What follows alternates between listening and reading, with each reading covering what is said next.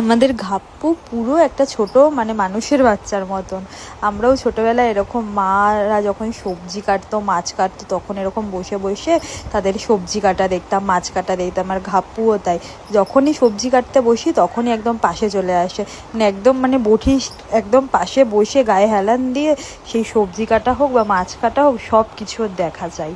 তো এইটা আমি ওদের জন্যই কাটছিলাম বিটটা, কারণ ওদেরকে আমি বিট সেদ্ধ আর ওই 3 পিস যেই মাছ ছিল ওটা ওদের খাওয়ার ভেবেছিলাম, খাওয়াবো আজকে।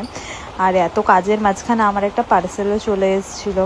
এবার আমরা নিজেদের জন্য কি রান্না করব সেইগুলো ভাবতে ভাবতে অনেক খোঁজাখুঁজি করে 3টে পেয়ারা পেয়েছি, একদম পেকে গেছে। আমার পাকা পেয়ারা খেতে একদমই ভালো লাগে না। তারপরে এইদিকে বাচ্চাদের খাবারও রেডি হয়ে গেছে। এইদিকে আমি আমাদের জন্য সব সবজিগুলো কেটে নিয়েছি। উচ্ছে আলু ভাজা করব আর উচ্ছে দিয়ে ডাল করব। উচ্ছে দিয়ে ডালের জন্য মুসুরির ডালটা সেদ্ধ বসিয়ে দিয়েছিলাম, আর আরেকটা দিকে উচ্ছে আলু ভাজা বসিয়ে দিয়েছি।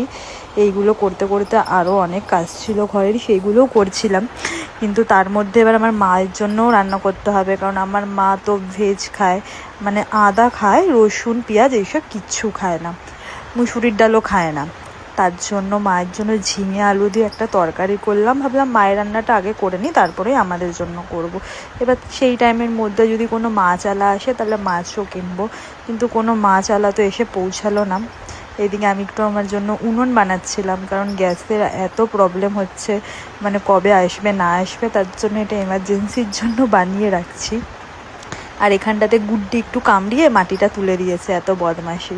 এই যে বালিশের ওপরে বসে বসে দেখছে আমি কীভাবে উনুন বানাচ্ছি না বানাচ্ছি। তো আমি ভাবলাম ঠিক আছে চলো আমাদের জন্য ডিমের তরকারি করব আজকে, তাই ডিম সেদ্ধও বসিয়ে দেবো।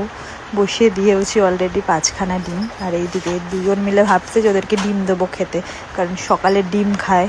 তো ডিম সেদ্ধটা বসিয়ে দিয়েছি, ডিম দেখলেই আনন্দ হয়ে যায়। ডিম ছুলছি আমি, আর ওরা ভাবছে যে ওদেরকে দেবো।